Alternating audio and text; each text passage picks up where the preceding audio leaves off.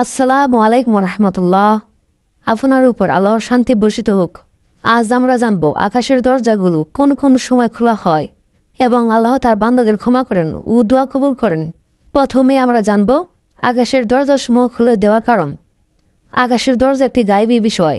মুমিন বান্দা বিনা দ্বিধায় এর উপর দৃঢ়ভাবে বিশ্বাস স্থাপন করে। আকাশের উন্মুক্ত দরজা দিয়ে দরার বুকে আল্লাহর রহমত বর্ষিত হয়। বিভিন্ন কারণে আল্লাহ আকাশের দরজাসমূহ খুলে দেন। ফেরেশতাদের অবতরণের জন্য, বৃষ্টি বর্ষণের জন্য, তওবা কবুলের জন্য, মুমিন বান্দার নেক আমল গ্রহণ করার জন্য। যে আমলগুলোতে আকাশের দরজাসমূহ খুলে দেওয়া হয় তা হলো: 1. আজানের সময় আকাশের দরজাগুলো খোলা হয়।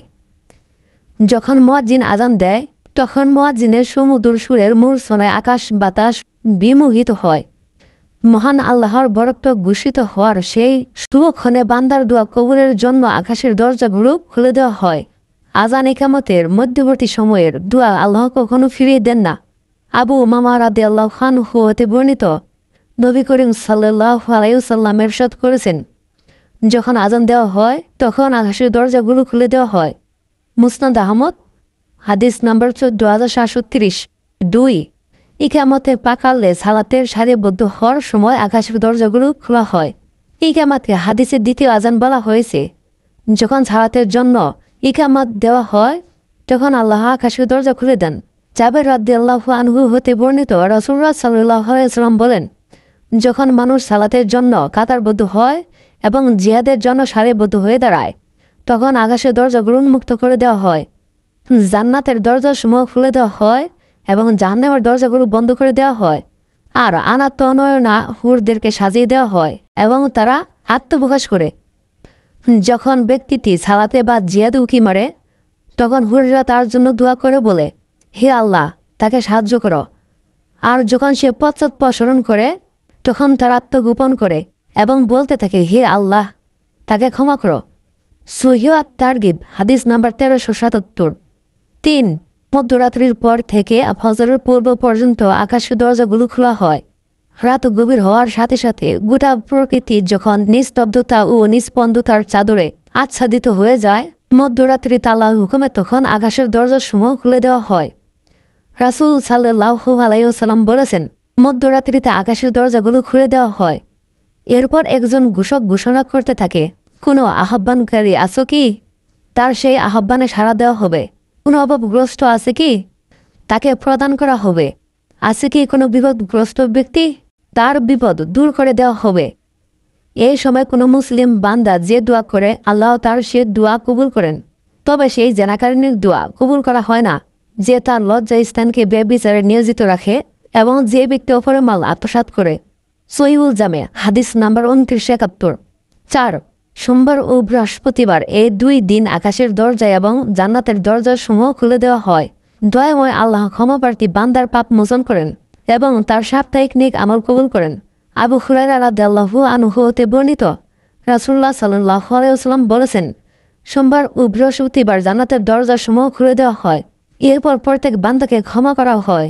যে আল্লাহর সাথে কাউকে শরীক করে না তাকে ক্ষমা করে দেওয়া হয়। তবে সেই ব্যক্তিকে ক্ষমা করা হয় না যার ভাই ও তার মাঝে শত্রুতা রয়েছে।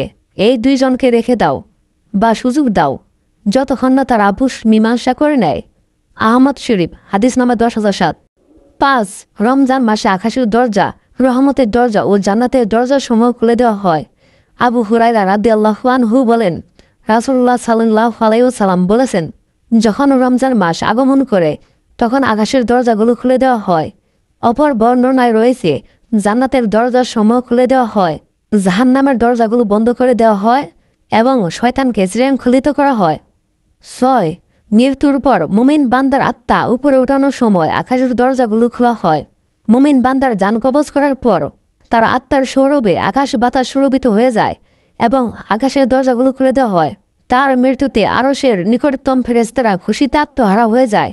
খন্দকের যুদ্ধে সাদ বিন মুআজ রাদিয়াল্লাহু আনহু শাহাদত বরণের পর তাকে উদ্দেশ্য করে আল্লাহর রাসূল সাল্লাল্লাহু আলাইহি ওয়াসাল্লাম বলেছেন, সেই ব্যক্তি যার মৃত্যুতে আরশ কেঁপে উঠেছিল এবং আকাশের দরজাগুলো খুলে দেওয়া হয়েছিল আর তার জানাজায় অংশগ্রহণ করেছিলেন 70,000 ফেরেশতা, অথচ তার কবর সংকীর্ণ হয়েছিল। এরপর রাসূল সাল্লাল্লাহু আলাইহি ওয়াসাল্লাম এর দুয়ার বদৌলতে পরে তা প্রশস্ত করে দেওয়া হয়েছিল। নাসাই হাদিস নাম্বার 2055। 7 সূর্য হেলে যাওয়ার পর জোহরের নামাজ আদায় করার আগে আব্দুর রহমান বিন সাইফ রাদিয়াল্লাহু আনহু বলেন, রাসূল সাল্লাল্লাহু আলাইহি ওয়াসাল্লাম বলেছেন, সূর্য ডলার পর জোহরের আগে 4 রাকাত নামাজ আদায় করতেন এবং তিনি বলেন, নিশ্চয় এ সময় আসমানের দরজাগুলো খুলে দেওয়া হয়। আমি পছন্দ করি এ সময় আমার কোনো নেক আমল উপরে উঠুক। রিয়াজুস সালিহিন হাদিস নাম্বার 1117। 8 বিশেষ একটি দোয়া পাঠ করলে আকাশের দরজাগুলো খোলা হয়। আব্দুল্লাহ ইবনে ওমর রাদিয়াল্লাহু আনহু বলেন, আমরা রাসূল সাল্লাল্লাহু আলাইহি সাল্লামের সঙ্গে নামাজ আদায় করছিলাম।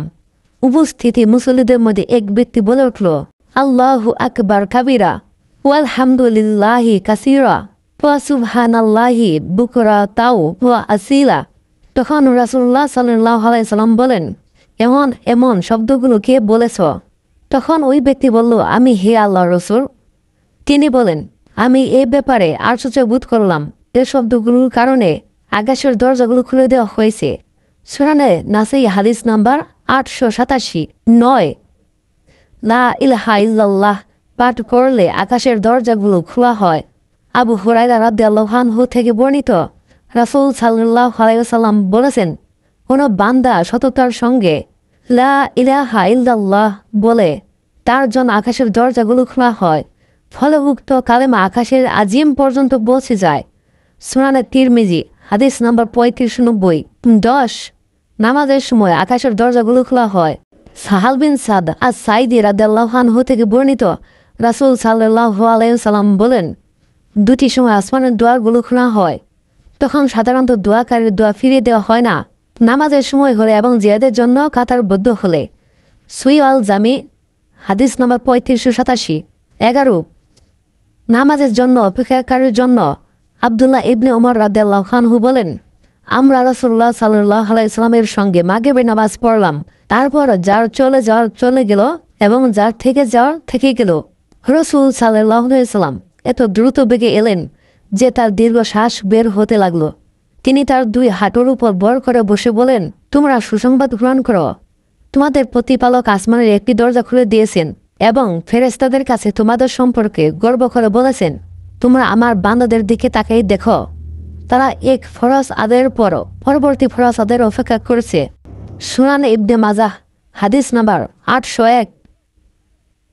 আল্লাহ আমাদের এ সময় বেশি বেশি তওবা ও ইস্তিগফার করার সবাইকে তৌফিক দিন। আমিন।